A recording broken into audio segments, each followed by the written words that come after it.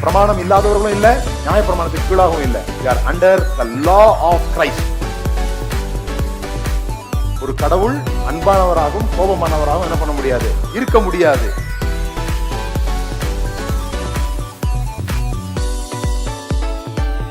பாவத்தை வியாதியாக பார்ப்பதுதான் சுவிசேஷத்தை சரியாக புரிந்து கொள்ள உதவும்.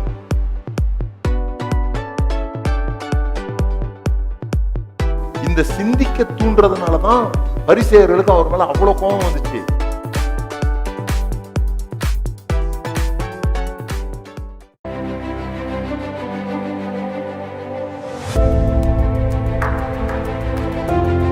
இயேசுவின் நாமத்தினால் உங்களை வாழ்த்துகிறேன். மீண்டுமாக இந்த வாரத்திலேயும் உங்களை சந்திக்கிறதுல மிகுந்த மகிழ்ச்சி. பிதாவே, இயேசுவின் நாமத்தினால் இந்த நாளுக்காக உமக்கு நன்றி. இந்த நாளில் நீர் எங்களுக்கு தந்திருக்கிற அபிஷேகத்துக்காக உமக்கு ஸ்தோத்திரம்.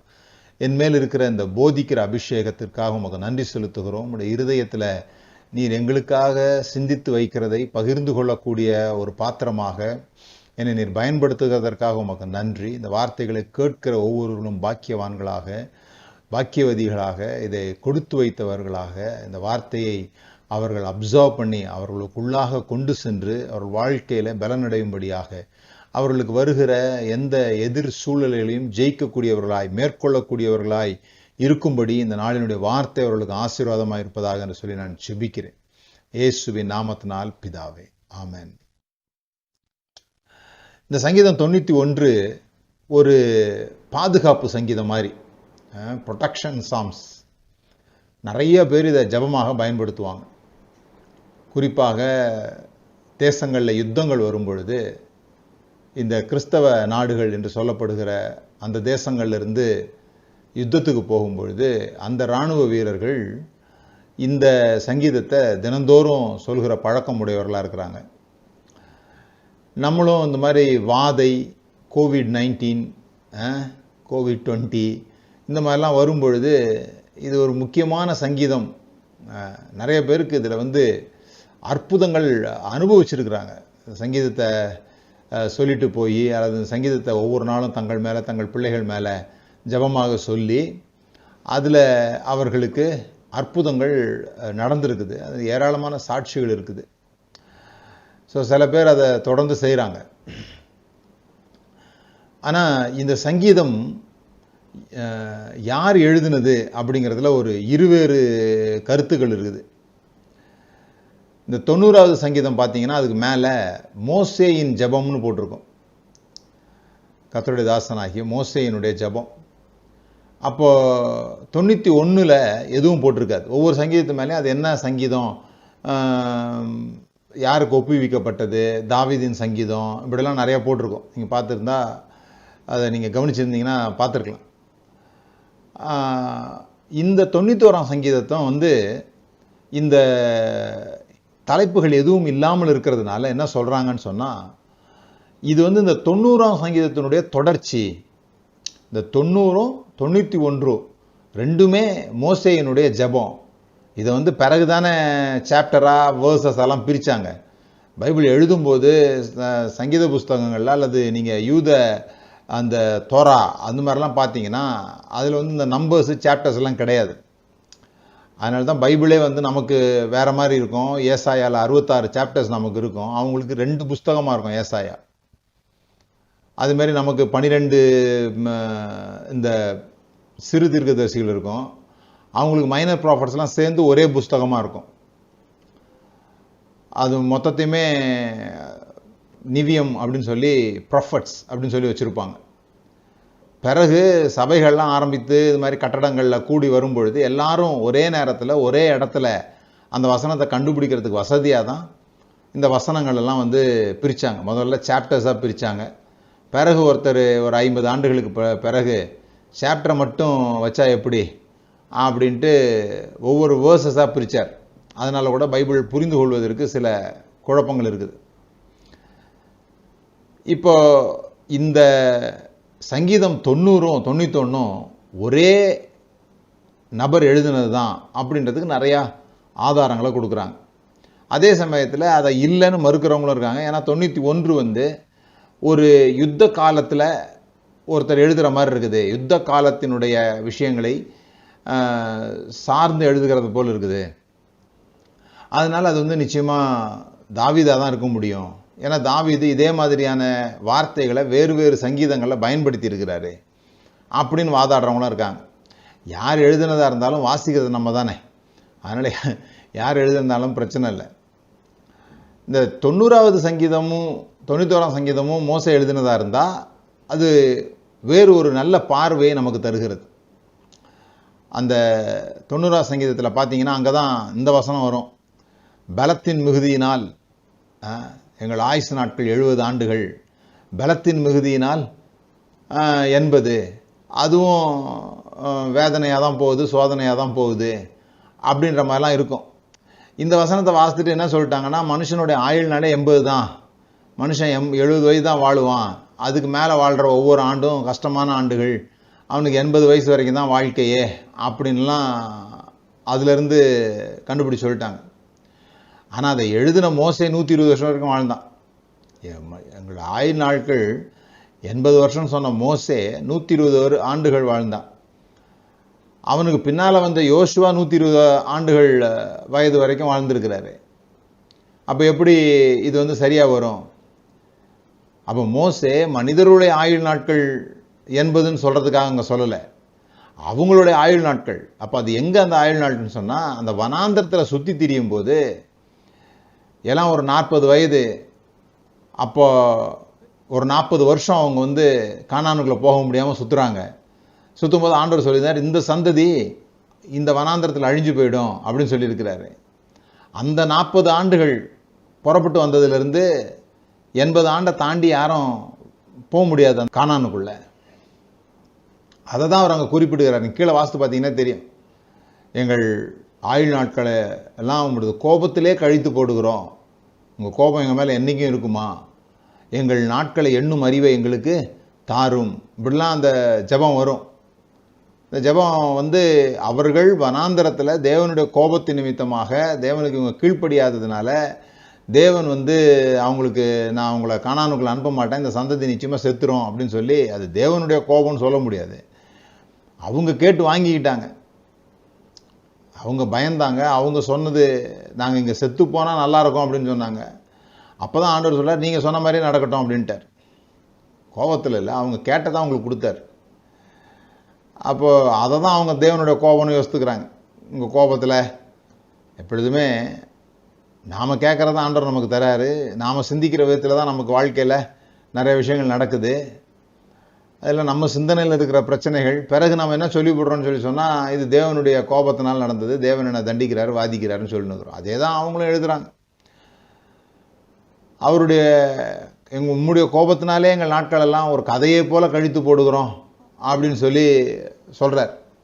அப்படி சொல்லி பிறகு 91 என்ன சொல்கிறாங்கன்னு சொன்னால், சிலர் இது 91 மோசே தான் எழுதுனது அப்படின்னு சொல்கிறவங்க என்ன சொல்கிறாங்கன்னா, இந்த 91ஆம் சங்கீதம் இந்த பிலேயாம் என்று சொல்லப்படுகிற, பாலாக் என்று சொல்லப்படுகிற ராஜா, இந்த பிலேயாம் என்று சொல்லப்படுகிற ஒரு தீர்க்கதரிசியை அழைத்து அவனை வந்து சபிக்க சொல்கிறார், இஸ்ரேலை வந்து சபிக்க சொல்கிறார்.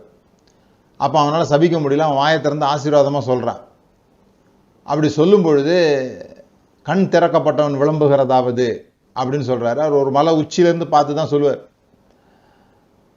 அப்போ அந்த சமயத்தில் தேவன் தங்களை பாதுகாத்ததை உணர்ந்து மோசே இதை எழுதினதாக சொல்கிறாங்க. எது எப்படியா இருந்தாலும் இது ஒரு பாதுகாப்பு சம்பந்தப்பட்ட, தேவன் நம்மளை எப்படி பொல்லாப்புகளிலிருந்து பாதுகாக்கிறார் என்பது சம்பந்தப்பட்ட ஒரு சங்கீதம். இந்த உலகம் ஒரு யுத்த களம் மாதிரியும், அந்த யுத்த களத்தில் நாம் இருக்கிறோம், நமக்கு ஆதரவாக தேவன் இருக்கிறார். இதுதான் இந்த முழு சங்கீதத்தினுடைய ஓட்டம்.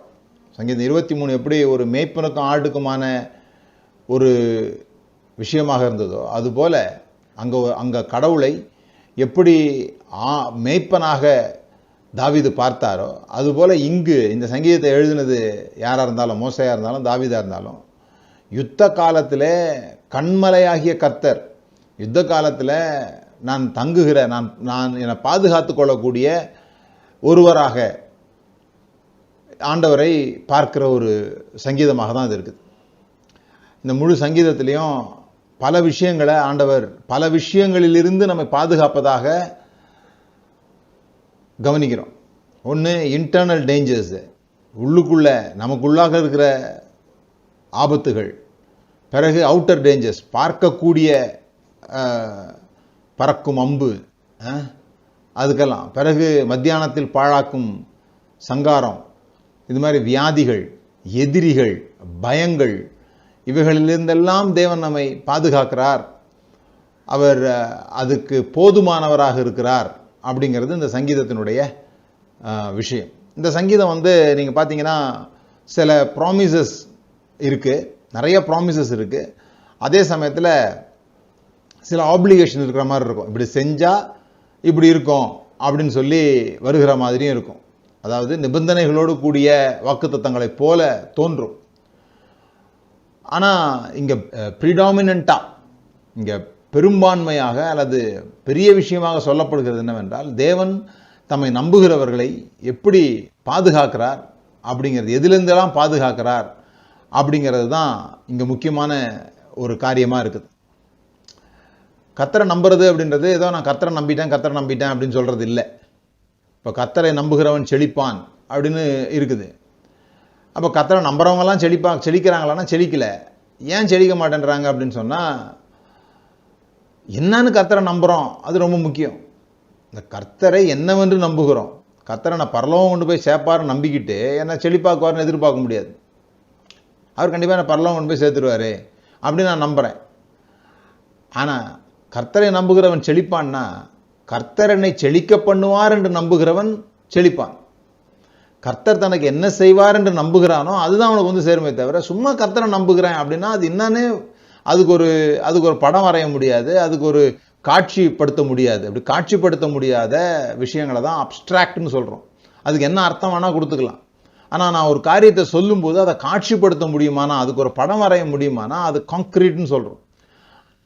காங்க்ரீட்டாக என்னுடைய பிலீஃப் எப்படி வேலை செய்யுது அப்படின்னு சொன்னால், நான் கர்த்தரை ஒரு இடத்துல, இந்த சங்கீதத்தை பொறுத்த வரைக்கும் ஆபத்துகளிலிருந்து என்னை காப்பவராக நான் நம்புகிறேன்.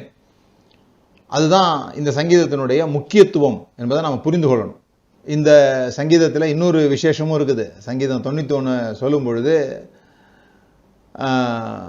இது எப்படி நம்மெல்லாம் இன்றைக்கி பயங்கரமாக பயன்படுத்துகிறோமோ, போர்வீரர்கள் பயன்படுத்துகிறாங்க, விசுவாசிகள் பயன்படுத்துகிறாங்க. இது ரொம்ப முக்கியமான சங்கீதமாக இருக்குது. ஆனால் இதை இன்னொரு ஆளும் பயன்படுத்தி இருக்கிறாரு. அவர் யாருன்னா பிசாசு. இந்த பிசாசு இயேசுவை சோதிக்கும் பொழுது அவரை மிக உயர்ந்த ஒரு இடத்துல கொண்டு போய் வச்சுட்டு, நீர் தேவனுடைய குமாரனானால் தாழ குதியும், ஏன்னு சொன்னால் உங்களுடைய பாதங்களை தூதர்கள் தாங்குவாங்கன்னு போட்டிருக்குதே அப்படின்றதெல்லாம் நீங்கள் 13வது 14வது வசனத்தில், 91ஆம் சங்கீதம் 13-14 வசனங்களை தான் பிசாசு கோட் பண்ணுறான். 3 சோதனைகள்.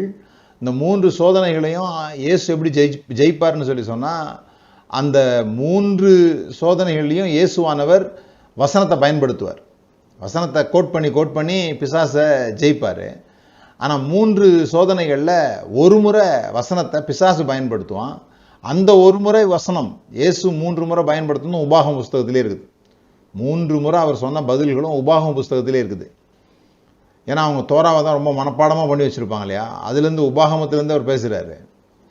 ஆனால் இங்கே சங்கீத புஸ்தகத்திலிருந்து பிசாசானவன் கோட் பண்ணுறதாக மத்தேயு எழுதுகிறார். அப்போது இதெல்லாம் இந்த அதிகாரத்தை வாசிக்கும் போது இதுக்குள்ளாக இருக்கிற நல்ல சுவராசியமான விஷயங்கள், வசனத்தை வாசிக்கும் போது இதெல்லாம் நமக்கு இன்ட்ரெஸ்டிங்கான ஒரு பாயிண்ட்ஸு.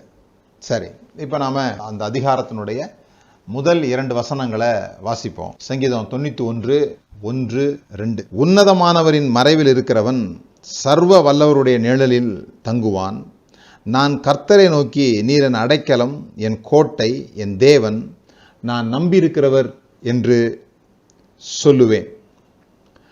ஸோ இங்கே 2-3 விஷயங்கள் பார்க்குறோம் நம்ம. முதலாவது, ஆண்டவரை சொல்லும்பொழுது உன்னதமானவர், சர்வ வல்லவர் போன்ற பெயர்களில் அழைக்கிறார். உன்னதமானுடைய மறைவில் இருக்கிறவன், ஆங்கில வேதாகமத்தில் he who dwells அப்படின்னு போட்டிருக்கு. he who dwells, அந்த காலங்களில் இந்த பெரிய யுத்தங்கள் நடக்கும்போது இந்த மறைஞ்சு கொள்கிற இடம், ஒளிந்து கொள்கிற இடம், அடைக்கலமான இடம், கோட்டை, இதெல்லாம் அவங்களுக்கு லிட்ரலாக இருந்தது. உண்மையாகவே அங்கே அடைக்கலம் புகுகிற ஒரு இடம் இருக்கும், உண்மையாகவே கோட்டை இருக்கும். ஆனால் நமக்கு அதெல்லாம் கிடையாது. நமக்கு அந்த மாதிரியான விஷயங்கள் நம்ம பார்த்ததில்லை. அதை பற்றி நமக்கு சரியான முறையில் அவங்க புரிந்து கொண்ட விதங்களை நம்ம புரிந்து கொள்ள முடியாது. ஆனால் இதை நாம் புதிய ஏற்பாட்டில் இன்றைக்கு நமக்கு பிரச்சனைகள் வரும் பொழுது, இன்றைக்கு நமக்கு யுத்தங்கள் வரும்போது, இது ஆவிக்குரிய ரீதியில் எப்படி அதை சந்திக்கிறது, எப்படி அதற்கு விளக்கம் கொடுக்கறது அப்படிங்கிறத நம்ம பார்க்க போகிறோம். சங்கீதம் 23 பேசும்போது லிட்ரலாக அங்கே என்ன நடந்ததோ அதை அப்படியே பேச முடிஞ்சுது. 91 அப்படி பேச முடியாது. ஏன்னு சொல்லி சொன்னால் அந்த அனுபவமோ அந்த விஷயங்களோ நமக்கு தெரியவே தெரியாது. அப்போது உன்னதமானுடைய மறைவில் இருக்கிறவன், ஆங்கில வேதாகமோ அதை டுவெல்ஸ்ன்னு சொல்லுதுன்னு சொன்னேன். அதாவது அங்கேயே தங்கி இருக்கிறவன், வந்து போகிறவன் அல்ல, அல்லது தங்கி இருந்தவன் அல்ல, தங்கி இருக்கிறவன் அப்படின்னு போட்டிருக்கு. அந்த மறைவான ஒரு இடத்துல, ஒளிந்து கொள்ளுகிற ஒரு இடம், தாக்கப்பட முடியாதது போல நம்மை அவர் ஒளித்து வைத்திருக்கிறார். உன்னதமானுடைய மறைவில் நம்ம போய் தங்குறோம். அது எப்படி புதிய ஏற்பாட்டில் வருது, அது எப்படி நம்ம உன்னதமானவருடைய மறைவில் தங்குறோம் அப்படின்னு சொல்லி சொன்னால், கொலோசையர் புஸ்தகத்தில் பவுல் ஒரு விஷயம் சொல்கிறார். கொலோசையர் 3:3, கொலோசையர் 3:3, ஏனென்றால் நீங்கள் மரித்தீர்கள், உங்கள் ஜீவன் கிறிஸ்துவுடனே தேவனுக்குள் மறைந்திருக்கிறது. உன்னதமானுடைய மறைவை எப்படி சொல்றாரு பாருங்க. இந்த ஜீவனே எங்கே தான் மறைஞ்சு போயிருக்குதான், கிறிஸ்துவுக்குள்ள தான் மறைஞ்சு போயிருக்குது. எப்படி இந்த கிறிஸ்துவுக்குள்ள மறைஞ்சு போயிருக்குது அப்படின்னு சொல்லி சொன்னால், நாம் அவரோடு கூட மரித்தோம். அவர் சிலுவையில் இருக்கும்போது நாமும் சிலுவையில் இருந்தோன்னு பவுல் சொல்றார். அப்படிதான் இந்த ஜீவன் உள்ள போய் மறைஞ்சிருக்குது பாருங்க. முதல்ல இதை புரிஞ்சுக்கொள்ளணும். சில சமயங்களில் இந்த வாழ்க்கைக்கு பல மெட்டாஃபர்ஸ் கொடுக்குறோம். அந்த வாழ்க்கை ஒரு ஓட்டப்பந்தயம், இந்த வாழ்க்கை ஒரு சுமை, இந்த வாழ்க்கை ஒரு விளையாட்டு, இப்படி பல ஓமானங்களை கொடுக்குறோம். அதில் பவுல் ஒரு ஓமானத்தை கொடுத்துருக்கிறார். அது என்னன்னா, இந்த வாழ்க்கை ஒரு யுத்தம் போல, ஒரு ஆவிக்குரிய யுத்தம். இதுதான் நம்ம எபேசியர் 6வது அதிகாரத்தில் வாசிக்கிறோம். அந்த எபேசியர் 6வது அதிகாரத்தில் வாசிக்கும்போது இது ஒரு யுத்த சங்கீதம்னு சொல்கிறேன் நான், ப்ரொடெக்ஷன் சாம்ஸ்ன்னு சொல்கிறேன். அப்போது இந்த வாழ்க்கை முறையும் கூட எப்படி பார்க்கலான்னு சொல்லி சொன்னால், யுத்தத்தை போல பார்க்கலாம். ஆனால் நம்முடைய யுத்தம் மாம்சத்தோட ரத்தத்தோடும் அல்ல, அது அந்த துரைத்தனங்களோடு இருக்குது, அந்த ஆகாய மண்டலத்தில் உள்ள பொல்லாத ஆவிகளோடு இருக்குது. அதை எப்படி நாம் ஜெயிக்க போகிறோம், அதை எப்படி நம்ம சந்திக்க போகிறோம்னு சொல்லி சொன்னால் யுத்தம் பண்ணி அல்ல. அதுதான் நம்ம புரிந்து கொள்ளணும். புதிய ஏற்பாட்டில் இருக்கிற பெரிய விஷயம் என்னன்னு சொல்லி சொன்னால், சர்வாயுத வர்க்கத்தை தரித்தவராய் யுத்தம் பண்ணுங்கள்னு போடல. பிசாசு வரும்பொழுது இந்த மாதிரியான சோதனை காலங்கள்லாம் உண்டு நிச்சயமா. எபேசியர் 6 வாசித்து பார்ப்போம். எபேசியர் 6வது அதிகாரம் 13வது வசனத்தில் இப்படி சொல்லுது, ஆகையால் தீங்கு நாளிலே அவைகளை நீங்கள் எதிர்க்கவும். தீங்கு நாள்னு ஒன்று உண்டு. தீங்கு நாள் வந்தாலாம் கிடையாது. தீங்கு நாளிலே நீங்கள் அவர்களை எதிர்க்கவும், சகலத்தையும் செய்து முடித்தவர்களாய் நிற்கவும் திராணி உள்ளவர்களாகும்படிக்கு தேவனுடைய சர்வாயுத வர்க்கத்தை எடுத்துக்கொள்ளுங்கள் அப்படின்ட்டு உங்களுக்கு தெரியும். அந்த சத்தியம், அதை பற்றி நம்ம பிரசங்கம் பண்ண போகிறதில்ல, அதனால நான் அதுக்குள்ளே போகலை. ஆனால் நிறையா இந்த சர்வாயுத வர்க்கம்னா என்ன அப்படிங்கிறத போடும்போது 16வது வசனத்தில், எல்லாவற்றுக்கும் மேலாக விசுவாசம் என்னும் கேடகத்தையும் பிடித்து கொண்டவர்களாய் நில்லுங்கள். ஸோ இங்கே ஃபைட்டு கிடையாது, இங்கே ஸ்டாண்டு. நாம் இங்கே நிற்கிறதே யுத்தத்தில் நாம் அடைகிற ஜெயம். ஏன்னா நாம் இனி யுத்தம் பண்ணி போல ஜெயிக்கிறது இல்லை. ஏற்கனவே இந்த யுத்தத்திற்கு உலகத்தில் உங்களுக்கு உபத்திரவங்கள் உண்டு, ஆனாலும் திடன் கொள்ளுங்கள், உலகத்தை நான் ஜெயித்தேன்னு சொல்லிட்டு போயிட்டாரு. உலகத்தை ஏற்கனவே ஜெயிச்சாச்சு. அந்த ஜெயத்தினுடைய ரெப்ரசன்டேஷனாக நாம் இப்போ நிற்கிறோம். சும்மா ஒரு யுத்த களத்தில் நான் அடிக்கடி இப்படி ஒன்று சொல்லுவேன். இந்த பவுல் நம்மளை பார்த்து சொல்லும் பொழுது, நாம் ஜெயம் கொண்டவர்கள்னு சொல்லலை, நாம் முற்றும் ஜெயம் கொண்டவர்கள்னு சொல்கிறார். we are not conquerors, more than conquerors. more than conquerors ஏன் சொல்லப்பட்டிருக்குதுன்னா, ஜெயம் கொண்டவர்கள்னா யுத்தம் பண்ணி ஜெயிச்சவங்க, அவங்க தான் ஜெயம் கொண்டவர்கள். முற்றிலும் ஜெயம் கொண்டவர்கள், மோர் தேன் அ கான்குரர்னா என்ன அர்த்தம்னா, சண்டையே போடாமல் ஜெயிச்சவங்க. இப்போ நாம் சண்டையே போடலை, ஆனால் நமக்கு சண்டை போட்டது யாருன்னு சொல்லி சொன்னால் கல்வாரியில் அந்த யுத்தத்தை செய்தவர் இயேசு கிறிஸ்து. அவர் அடைந்த இப்போ ஒரு பெரிய சண்டை நடக்குது, அந்த சண்டையில் கோப்பையை வென்றாச்சு. வென்ற பிறகு அந்த வீரன் என்ன பண்ணுறார், வீட்டுக்கு கொண்டு வந்து அது தான் மனைவிட்ட கொடுக்குறாரு. இப்போ இந்த மனைவிக்கு இந்த கோப்பையில் பங்கு இருக்குதா இல்லையானா நிச்சயமாக பங்கு இருக்குது. எல்லாரையும் கூப்பிட்டு அவங்க தான் காமிக்க போகிறாங்க, எங்கள் வீட்டில் பாரு ஜெயிச்சுட்டு வந்துருக்குறாங்கன்ட்டு அவங்க தான் காமிக்க போகிறாங்க. ஆனால் அவங்க ஒரு சண்டைக்கும் அட்டன் பண்ணல, ஒன்றும் அட்டன் பண்ணல, நல்லா அழகாக அலங்காரம் பண்ணியிருப்பாங்க. சண்டை போட்டு வந்து அதை கொடுக்கும்போது அதில் அவங்களுக்கு பங்குள்ளவங்களை ஆயிடுறாங்க. அதுபோல் இயேசு கிறிஸ்துவனுடைய ஜெயத்தில் அவர்களுக்கு பங்காளிகளாக இருக்கிறோம் அப்படின்னு சொல்லியிருக்குது. நாம் அவரை திருமணம் பண்ணதுனால, அவருடைய மனவாட்டியாகிய சபை அப்படின்னு சொல்லப்பட்டிருக்கிறதுனால, அவர் என்னெல்லாம் ஜெயிச்சாரோ அதெல்லாம் நமக்கும் உரியதாக இருக்கிறது. அவர் ஜெயம் கொண்டவர்னா நாம் முற்றிலும் ஜெயம் கொண்டவர்கள். இப்போ இந்த வாழ்க்கையை நம்ம எப்படி பார்க்குறோன்னு சொல்லி சொன்னால், சண்டை போட்டுக்கிட்டே இருக்கிற மாதிரி, போராடிக்கிட்டே இருக்கிற மாதிரி பார்க்கக்கூடாது. போராட்டங்கள் நமக்கு உண்டு, ஆனால் நமக்கு ஒரு வஸ்திரம் இருக்குது. எந்த போராட்டம் வந்தாலும் ஜெயிக்கக்கூடிய லெவலில் நாம் நிற்பதற்கு எல்லாவற்றையும் செய்து முடித்தவர்களாய் நிற்க திராணி உள்ளவர்களாகும் பொருட்டு தேவனுடைய சர்வாயுத வர்க்கத்தை தரித்து கொள்ளுங்கள். இப்போ நாம் விரட்டி அடிக்க வேண்டியதில்லை, விரட்டி பிசாசெல்லாம் அடித்து பற்ற வேண்டிய அவசியம் இல்லை. நின்னாலே போதும். அந்த ஏற்கனவே ஜெயம் பெற்றுட்டோம் அப்படிங்கிற அடையாளத்தில் உறுதியாக நின்று கொண்டு அதை தொடர்ந்து நாங்கள் ஜெயித்தவங்க அப்படிங்கிறத நமக்கும் மற்றவர்களுக்கும் காண்பித்து கொண்டே இருப்போம்னு சொல்லி சொன்னால் அதான் நில்லுங்கள், உறுதியாய் தரித்து நில்லுங்கள். எனக்கு சூழ்நிலைகளை பார்த்துட்டு ஐயோ நான் இன்னும் ஜெயிக்கல போலுது அப்படின்னு ஒரு முறையும், இன்னொரு முறை எனக்கு எல்லாம் ஜெயமாக நடக்கும்போது ஆமாம் நான் ஜெயித்தவன் தான், நான் வீராதி வீரன் வெற்றிகரமானவன் அப்படின்னு சொல்லும்போது என்ன நடக்குதுன்னா, என்னுடைய பலத்தில் நான் நின்று கொள்கிறேன். நான் சண்டை போட்டு ஜெயிக்க வேண்டியது, நான் மறைவிடத்திலிருந்து ஜெயிக்கல, என் ஜீவன் கிறிஸ்துவுக்குள்ள மறைந்தில்லை. நான் போட்டு ஜெயிச்சு கிறிஸ்துவுக்கு வந்து எதையோ நான் ப்ரெசன்ட் பண்ணுற மாதிரி இருக்குது. நிறைய நேரம் அதுதான் இங்கே இருக்கிற சிக்கல். நம்ம என்னமோ வெளியே போய் சண்டை போட்டு அதெல்லாம் கொண்டு வந்து இல்லையா, ஆபிரகாம் போய் என்ன பண்ணுறான், சண்டை போட்டு அதில் கொண்டு வந்து தசம பாகம் கொடுக்குறான். அது மாதிரி நான் போய் வெளியே போய் உழைக்கிறேன், கொள்கிறேன், எல்லாத்தையும் செய்கிறேன், அதில் அவருக்கு நானும் கொண்டு வந்து திருப்பி தரப்போகிறேன் அப்படின்ற மாதிரி ஒரு வாழ்க்கை முறை வாழ்கிறோம். அப்படி இல்லை, நான் அவருடைய சர்வாயுத வர்க்கத்துக்குள்ளே பொதிந்து கொண்டவனாக, நான் வெளியவே தெரியாதவனாக. நீங்கள் இந்த ரோமர்களுடைய பழைய இராணுவ உடைகள்லாம் பார்த்தீங்கன்னு சொல்லி சொன்னால், அதுக்குள்ளே அந்த உடைக்குள்ளே ஒரு ஆள் போயாச்சுன்னா அந்த ஆள் யாருன்னே தெரிய மாட்டார். அந்த உடை தான் தெரியும், நீங்கள் கண்டே பிடிக்க முடியாது அது யார், சுந்தரா அல்லது நம்ம பேர் யோசித்துக்கோங்களேன், உங்கள் பக்கத்தில் இருக்கிறவங்க பேர், அவங்க அந்த இதுக்குள்ளே போயிட்டாங்கன்னு வச்சுக்கோங்க, ட்ரெஸ்ஸுக்குள்ளே போயிட்டாங்கன்னா அதை கண்டுபிடிக்க முடியாது யாருன்னு, இந்த ட்ரெஸ்ஸு தான் தெரியும். அதுபோல் நாம் சர்வாயுத வர்க்கத்தை அணிந்து கொள்ளும் பொழுது நாம் யாருன்னு தெரிய மாட்டோம், நாம் மறைவிடத்துக்கு போயிடுறோம், அதுதான் தெரியும் வெளியே. அதுதான் இந்த கேடகம், தலைச்சீரா, பெல்ட்டு எல்லாம் சொல்லியிருக்குது. அதுவும் அது நம்முடைய சர்வாயுத வர்க்கம் இல்லை, அது நம்முடைய ட்ரெஸ் இல்லை, தேவனுடைய சர்வாயுத வர்க்கத்தை தரித்து கொள்ளுங்கள். இந்த தேவனுடைய சர்வாயுத வர்க்கத்தை தரித்து கொள்ளும் பொழுது நாம் எப்படி தெரியும் போராட்டங்களுக்கு பிரச்சனைகளுக்குன்னு சொல்லி சொன்னால், தேவனை போல தெரியும். ஏன்னா அது அவர் ட்ரெஸ் எடுத்து போட்டுக்கிறோம் நம்ம. அங்கே தான் நம்முடைய ஜீவன் கிறிஸ்துவுக்குள்ளே ஒளித்து வைக்கப்பட்டிருக்கிறது, மறைத்து வைக்கப்பட்டிருக்கிறது. கொலோசியர் 3:3 அதை தான் சொல்லுது. ஏனென்றால் நீங்கள் மரித்தீர்கள், உங்கள் ஜீவன் கிறிஸ்துவுடனே தேவனுக்குள் மறைந்திருக்கிறது. இப்போ கவனிங்க, நம்முடைய ஜீவனாகிய கிறிஸ்து வெளிப்படும் பொழுது என் ஜீவன் மறைந்திருக்கிறது மாத்திரமில்ல, அவர் தான் என் ஜீவனாகவே இருக்கிறார், நம்முடைய ஜீவனாகிய கிறிஸ்து.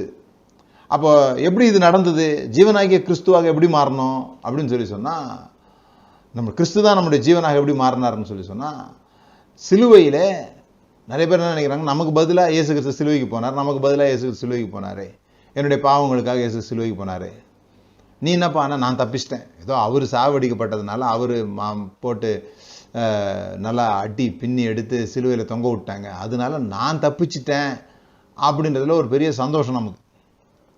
இல்லைன்னா என்ன தான் அடிச்சிருப்பாங்க, நான் அடி வாங்க வேண்டிய இடத்துல கிறிஸ்து எனக்கு பதிலாக போனார் அப்படிங்கிறது ரொம்ப ஆழமாக பதிந்த ஒரு விஷயம். ஆனால் பவுல் சொல்கிறார், நமக்கு பதிலாக போல, நாமளும் தப்பலை, நாமும் கிறிஸ்துவுடனே கூட சிலுவையில் அறையப்பட்டோம். அப்படி அவரோடு கூட அறையப்பட்டதுனால அவரோடு கூட உயிர்த்தெழுந்தோம். ஸோ இது எப்படி நடந்தது, என்ன நடந்ததுன்னு நமக்கு தெரியல. அதெல்லாம் தியாலஜியன்ஸுக்கு விட்டுருவோம். நம்ம ஒன்று நம்புகிறோம், நம்ம ஒரு விஷயத்த ஏற்றுக்கொள்கிறோம். என்னன்னு சொன்னால், கிறிஸ்து மரித்த போது நானும் கூட அவரோடு கூட மரித்தேன். அப்போ என் ஜீவனை கொண்டு போய் அவருக்குள்ளாக நான் வைத்து விட்டேன். அதனால தான் இப்போ நம்ம மரணத்துக்கு அல்லது போராட்டங்களை கண்டு பயப்பட வேண்டிய அவசியம் இல்லை. ஏற்கனவே செத்துப்போன ஆளுக்கு என்ன பெரிய பயம் இருந்துட போகுது? இப்போ நம்ம ஆப்ரேட் பண்ணுறது வேற ஒரு ஜீவன்லேருந்து ஆப்ரேட் பண்ணிட்டு இருக்கிறோம். வேற ஒரு வகையான வாழ்விலிருந்து நாம் இந்த உலகத்தில் வாழ்ந்துட்டு இருக்கிறோம். இந்த உலகம் எப்படி வேலை செய்தோ அப்படி நம்ம வேலை செய்ய முடியாது. ஏன்னு சொன்னால், இந்த உலக எப்படி எந்த ஜீவனில் ஒக்காயிட்டு இருக்குதோ அந்த ஜீவன் ஏற்கனவே அது அது ஆதாமுடைய அந்த லைனில் வந்த அந்த ஜீவனை ஏற்கனவே சிலுவையில் அரைஞ்சு இப்போ நாம் புது வாழ்வை, கிறிஸ்துவுக்குள்ளாக மறைந்திருக்கிற வாழ்வை அல்லது கிறிஸ்துவே ஜீவனாக இருக்கிற வாழ்வை வாழ்ந்து கொண்டிருக்கிறோம். உன்னதமானுடைய மறைவில் இருக்கிறவன் அப்படின்னு சொல்லியிருக்குது. அந்த அந்த விஷயத்தில் நான் உறுதியாக இருக்கும் பொழுது, நான் மறைந்திருக்கிறேன், நான் ஒழிஞ்சிருக்கிறேன், நான் என்னை எக்ஸ்போஸ் பண்ணி காட்ட வேண்டிய அவசியம் இல்லை. என்னுடைய ட்ரெஸ்ஸை பார்த்தாலே பிசாசு என்ன பண்ணிடுறான்? ஓடிடுறான். நான் அந்த ட்ரெஸ்ஸுக்குள்ளாக இருக்கிறேன், அந்த சர்வாயுத வர்க்கத்துக்குள்ளாக, தேவனுடைய சர்வாயுத வர்க்கத்துக்குள்ளாக நான் இருக்கிறேன். அப்படிங்கிறது தான் இங்கே ரொம்ப ரொம்ப முக்கியமான விஷயம். ஸோ ரெண்டாவது, எப்படி நம்ம மறைந்திருக்கிறோம், எப்படி உன்னதமானுடைய மறைவில் இருக்கிறோம்? ஒன்று, அவருடைய ஜீவன், அவரோடு கூட கலந்துருக்கிறோம். சிலுவையில் நடந்த நிகழ்வு அதுதான். நம்மளுடைய ஜீவனை அவருக்குள்ளாக மறைத்து வைத்திருக்கிறோம். ரெண்டாவது, பைபிள் எப்படி சொல்லியிருக்கு, அவருடைய நாமம் பலத்த துருகம், அதற்குள்ள நம்ம ஓடி என்ன பண்ணுவோம்? சுகமாய் தங்கியிருப்போம். நீதிமொழிகள் 18:10 கர்த்தரின் நாமம் பலத்த துருகம், நீதிமான் அதற்குள் ஓடி சுகமாயிருப்பான். கர்த்தருடைய நாமத்தை நீங்கள் நம்புகிற, பயன்படுத்துகிற, அதை குறித்து எந்த அளவு தியானித்து இருக்கிறீங்களோ, சும்மா இயேசுவின் நாமத்தை ஜெபங்களும் பிதாவே அது இல்லை. நம்ம நிறையா கர்த்தருடைய நாமத்தை எப்படி பயன்படுத்துகிறோம்னு சொல்லி சொன்னால், கடைசியாக இயேசுவின் நாமத்தை ஜெபங்களும் பிதாவின்னு சொல்கிறதுக்கு தான் அந்த நாமத்தையே பயன்படுத்துகிறோம். அல்லது ஞானஸ்நானம் கொடுக்கும்போது பிதா குமாரன் பரிசுத்தாவின் நாமத்தினாலே ஞானஸ்நானம் கொடுக்குறோன்றதுல தான் நாமத்தையே பயன்படுத்துகிறோம். ஏன் சில பேர் இயேசுவின் நாமம்னு சொன்னால் பேய்கள் ஓடுது, சில பேருக்கு அற்புதங்கள் நடக்குது, சில பேருக்கு எதுவுமே நடக்க மாட்டேங்குதுன்னா அவங்க அந்த நாமத்தை எந்த அளவு தியானித்து இருக்கிறார்களோ. அப்படி நாமம்னா என்ன, அதை பற்றி நம்ம தொடர்ந்து பேசலாம். அது எவ்வளோ ஆழமான அர்த்தங்களை கொண்டது. நாமம் அப்படின்றது ஏதோ அதை சொல்லிட்டா எல்லாம் அது ஒரு மந்திர வார்த்தை, ஜிமுமா மாதிரி, திறந்தெடு சீசே, அந்த மாதிரி ஒரு திறவுகோல் வார்த்தை ஒன்றும் கிடையாது. அது அந்த வார்த்தையை சொல்லிட்டா உடனே அப்படியே புதையல்கள் இருக்கிற குகைகள் திறந்துடும், அப்படியே பரலோகத்துலேருந்து இயேசு நாமத்தில் அப்படின்னு உடனே கிரெடிட் கார்டை போட்டு பாஸ்வேர்டை போட்டோடனே பணம் வர்ற மாதிரி, இயேசு நாமத்தில் அப்படின்னு சொன்னோடனே எல்லாம் வந்துடும், அந்த மாதிரி கிடையாது. நாமம் அப்படிங்கிறது அது ஏற்றுக்கொள்கிற ஒரு விஷயம். அந்த இனி இவருடைய இந்த பெயர் கொண்டவர் சொன்ன செயல்கள் மூலமாக தான் நான் வாழ போகிறேன், அவர் சொன்ன ரீதியில் தான் நான் வாழ போகிறேன், அப்படி சொல்லுகிற ஒரு விஷயம். அது குறித்து பிறகு பார்க்கலாம். ஆனால் இந்த நாமம் தான் நம்முடைய மறைவிடம். நீங்கள் சங்கீதம் 91 இப்போ நம்ம 2வது வசனம் வரைக்கும் தான் வாசித்துருக்குறோம். ஒருவேளை இந்த அதிகாரத்தை யாரும் வாசிக்காமல் இருந்திருப்பீங்களா என்னன்றது தெரியல, எல்லாரும் வாசித்திருப்பீங்கன்னு தான் நம்புகிறேன் நான். ஆனால் அந்த அதிகாரத்தில் 14வது வசனம் பாருங்கள், அவன் என்னிடத்தில் வாஞ்சியாக இருக்கிறபடியால் அவனை விடுவிப்பேன், என் நாமத்தை அவன் அறிந்திருக்கிறபடியால் அவனை உயர்ந்த அடைக்கலத்தில் வைப்பேன். எப்படி உயர்ந்த அடைக்கலத்துக்கு போக முடியும், எப்படி ஒரு மறைவான இடத்துக்குள்ளே போக முடியும் அப்படின்னு சொல்லி சொன்னால், அவரோட நாமத்தை அறிந்து கொள்ள. அதான் கர்த்தராகிய இயேசு கிறிஸ்துவை அறிகிற அறிவினாலே கிருபையும் சமாதானம் உங்களுக்கு பெருகுவதாக. அவரை அறிகிற அறிவு உங்களுக்கு கனியற்றவர்களாக இருக்க ஒட்டாது, இப்படிலாம் போட்டிருக்குது. இந்த நாமத்தை எந்த அளவுக்கு அறிந்து கொள்கிறோமோ அந்த அளவுக்கு பாதுகாப்பு உண்டாகிறது. தாவீது அழகாக சொல்கிறார், அவனை நாமத்தை அறிந்திருக்கிறபடினாலே அவனை உயர்ந்த அடைக்கலத்தில் வைப்பேன். அப்போ நீங்கள் பைபிளில் எதையா தியானிக்கணும்னு நீங்கள் விரும்புனீங்கன்னு சொல்லி சொன்னால், அது சும்மா உட்காந்து யோசித்து பார்த்தா கூட இவருடைய பெயர்கள் என்னெல்லாம் கொண்டு வருது, சும்மா நீங்கள் அதை யோசித்து பாருங்கள். அந்த இயேசு என்ன ஒரு அர்த்தம் கொடுக்குறாங்க, அவர் தமது ஜனங்களின் பாவங்களை நீக்கி அவர்களை ரட்சிப்பார் அப்படின்னு ஒரு அர்த்தம் கொடுக்குறாங்க. ஏன் இந்த இடத்துல சில இடத்துல பார்த்தீங்கன்னா இயேசு கிறிஸ்துன்னு போட்டிருக்கோம், சில இடத்துல பார்த்தீங்கன்னா கிறிஸ்து இயேசுன்னு போட்டிருக்கோம். அதுக்கு முன்னால் வரைக்கும் இயேசுன்னு சொன்னது உயிர்த்தெழுந்ததுக்கு அப்புறமா இயேசு கிறிஸ்து அப்படின்னு வரும். ஏன் இப்படி இருக்குது? அவரோட நாமம் நமக்கு என்ன நன்மைகளை கொண்டு வருகிறது என்பதெல்லாம் நம்ம கண்டிப்பாக தியானிக்க வேண்டிய விஷயங்கள். பாருங்க, ஏதோ இயேசுவின் நாமத்தை பரப்புறதுக்காக நான் இருக்கிறேன், அவர் நாமத்தை நான் போய் எல்லா இடத்துலையும் சொல்ல போகிறேன், அதெல்லாம் நல்லது. ஆனால் அவர் நாமம் என்ன செய்யுதுன்னு எனக்கே தெரியாமல் நான் போய் எல்லா இடத்துலையும் அவர் நாமத்தை பரப்ப முடியாது. இந்த நாமத்தை அறிந்திருப்பது என்பது மிகப்பெரிய ஒரு பாதுகாப்பு.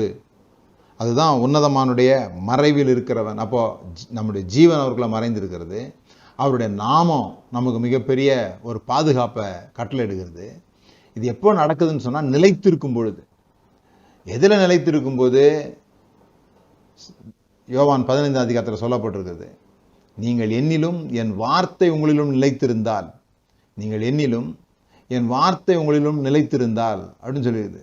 தேவனுடைய வார்த்தை இந்த 91ஆம் அதிகாரத்திலேயே நீங்கள் நிறைய விஷயங்களை பார்த்தீங்கன்னா அது எதற்கு ஒப்புமையாக இருக்குதுன்னா தேவனுடைய வார்த்தைக்கு தான் ஒப்புமையாக இருக்குது. நான் பைபிளுக்கு ஒப்புமையாக இருக்குதுன்னு சொல்லலை, அதை நல்லா விளங்கி கொள்ளணும். பைபிளை நான் கையில் வச்சுருக்கிறேன், தலைக்கீழே வச்சுருக்கிறேன் அப்படிங்கிறதுனாலையோ, அல்லது டெய்லி ஒரு அதிகாரம் வாசிக்கிறேன் அப்படிங்கிறதுனாலையோ இங்கே பெரிய விஷயங்கள் நடக்க போகிறதில்ல. நிறைய பேர் டெய்லி ஒரு அதிகாரம் வாசிக்கிறதுல பெருமை கொண்டுறாங்க, அல்லது வருஷத்துக்கு ஒரு முறை பைபிளை அட்டை வாசித்து முடிக்கிறேன் அப்படிங்கிறதுல அர்த்தம் கொள்ளுகிறாங்க. ஆனால் நான் சொல்லுகிறது தேவனுடைய வார்த்தை. அப்போ பைபிள் வேறு, தேவனுடைய வார்த்தை வேறு. நிச்சயமாக ரெண்டும் வேறு வேறு. பைபிளில் தேவனுடைய வார்த்தையும் இருக்குது, மனிதர்கள் எழுதின வார்த்தையும் இருக்குது, பிசாசு பேசின வார்த்தை கூட பைபிளில் எழுதப்பட்டிருக்குது. இப்போ நான் கொஞ்சம் நேரத்துக்கு முன்னாடி சொன்னேன் இல்லையா, நீர் ஜீவனுடைய தேவனுடைய குமாரனே ஆனால் இந்த கல்லுகளை அப்பமாக்கும். இது யாருடைய வார்த்தை? இது யார் சொன்ன வார்த்தை? யார் பேசின வார்த்தை? சாத்தான் சொன்ன வார்த்தையாக வேதாகமத்தில் சொல்லப்பட்டிருக்குது. அப்போ சாத்தான் சொன்ன வார்த்தையும் பைபிளில் இருக்குது. இப்போ அதை நம்ம எப்படி கர்த்தருடைய வார்த்தைன்னு எடுக்கிறது? அட்டை கர்த்தருடைய வார்த்தை அப்படின்னு எப்படி எடுக்கிறது? இதெல்லாம் தான் நம்ம டீட்டெயிலாக எப்படி இந்த வார்த்தையை தியானிப்பது. இந்த வார்த்தையில் நீங்கள் தியானிக்கிறது தான் மேட்டரே இருக்குது. பைபிளை தியானிச்சுட்டாங்க எல்லாரும். பைபிளை தியானித்து எல்லாத்தையும் கர்த்தருடைய வார்த்தைன்னு சொல்லி அதை குழப்பி எல்லா பயம், குழப்பம், சந்தேகம் உண்டாக்குகிற வார்த்தைகள், உன்னை மொட்டை அடிப்பேன்னு சொன்ன வார்த்தை, இது எல்லாத்தையும் எடுத்துகிட்டு வந்து நம்மளை மறைந்து கொள்ளுகிறவர்களாக இல்லை, தாக்கப்படுறவங்களாக ஆக்கி விட்டாங்க. எந்த வசனம், எந்த வார்த்தை நம்மளை மறைக்கணுமோ, பாதுகாக்கணுமோ அந்த வசனத்தை வைத்து தாக்கி ஒரு கோட்டைக்கு பின்னால் நான் ஒழிஞ்சிக்கிட்டு இருக்கிறேன், அந்த கல்லை என் மேலே விழுந்துருச்சுன்னு வச்சுக்கிங்க. அப்படி தான் சொல்லப்பட்டிருக்குது. அப்படி தான் ஆயிடுதாமா. ஏசாயாவில் நீங்கள் வாஸ்து பார்த்தீங்கன்னா கர்த்தருடைய வார்த்தை அவங்கள பிடிச்சிக்குது. கர்த்தருடைய வார்த்தையெல்லாம் பின்னிட்டு விழுந்து நொறுங்கி போனார்கள்லாம் போட்டுருக்குது. இப்போ அந்த மாதிரி ஆகிடுது. அதனால தான் நம்ம கேம்ப் நடத்துகிறோம், ரீதிங்கர்ஸ் கேம்ப். வர்ற ஜனவரி மாதம் கூட அந்த கேம்ப் நடத்த போகிறோம். ஒருவேளை இது வரைக்கும் நீங்கள் அட்டன் பண்ணாதவங்களா இருந்தீங்கன்னா தயவுசெய்து ஒரு முறையாவது, அதெல்லாம் வந்தவங்க திரும்ப வர்றாங்க. ஏன்னா ஒவ்வொரு கேம்புமே வேறு விஷயங்களை பேசுகிறதா இருக்குது. ஆனால் அந்த ஸ்ட்ரக்சர் ஒரே மாதிரி தான் இருக்கும். அதனால் நீங்கள் ஒரு முறையாவது கண்டிப்பாக நீங்கள் அட்டன் பண்ணி ஆகணும். இதை கேட்குற யாராக இருந்தாலும் சரி, நீங்கள் எங்களுக்கு இதை உடனே கால் பண்ணுங்கள், அதை பதிவு பண்ணிக்கொள்ளுங்க. ஜனவரி மாதம் 120 பேர் தான் எடுக்க முடியும் ஒரு முறைக்கு. ஃபஸ்ட் கம் ஃபஸ்ட் சர்வ் பேசிஸில் தான் அது நடக்கும். அதில் பாருங்கள், நீங்கள் பயங்கரமாக குற்றமான சாட்சியில் வந்திருப்பாங்க, அப்படியே விடுதலை அடைஞ்சு போயிடுவாங்க. ஏன் பைபிளை படிக்கிற இன்ட்ரெஸ்ட் இல்லாதவங்களுக்குலாம் பைபிள் பயங்கரமாக படிக்கணும்னு ஆசை வந்துடும். நிறைய பேருக்கு குழப்பம், கடவுள் ரெண்டு கடவுளாக தெரிவார் இல்லையா? பழைய ஏற்பாட்டு கடவுளாக இருப்பார், புதிய ஏற்பாட்டு கடவுளாக இருப்பார். பழைய ஏற்பாட்டில் கடவுள் ரொம்ப மோசமானவர், புதிய ஏற்பாட்டில் இயேசு கிறிஸ்து நல்லவராக இருப்பார். அவர் வெட்டு கொல்லும்பார், இவர் சாந்தமாக இருப்பார். இது ஏன் ரெண்டு கடவுளாக தெரியுறீங்க? என்ன ஆச்சு? எங்கே இயேசு ரட்சிக்கப்பட்டார்? எப்படி இந்த கடவுள் இவ்வளோ அமைதி ஆகிட்டார்? ஏன் அவ்வளோ சூடாக இருந்தார் அங்கே? இதை பற்றிலாம் பேசுகிறோம், இதை பற்றிலாம் விளக்கம் கொடுக்குறோம். ஆச்சரியமான காரியங்களை நீங்கள் கேட்க முடியும் அங்கே. ஸோ கர்த்தருடைய வார்த்தையை கேட்குறதுல தான் விஷயம் இருக்குது. இப்போ பிரச்சனை என்னென்னா, எது கர்த்தருடைய வார்த்தை நமக்கு தெரில. எல்லாத்தையும் கர்த்தருடைய வார்த்தை நம்பிக்கிறோம். யார் எது பேசினாலும் அது கர்த்தருடைய வார்த்தை. ஏன்னா இந்த கருப்பு 2 உரைக்குள்ளே இருந்து பேசினாலும் அது கர்த்தருடைய வார்த்தையாக தானே இருக்க முடியும். இந்த 2 கருப்பு உரைக்குள்ளே இருந்து எந்த வார்த்தையை எடுத்து பேசினாலும் அது கர்த்தருடைய வார்த்தையாக தான் இருக்க முடியும்னு நினச்சிக்கிறோம். பவுலே சொல்கிறாரு, இது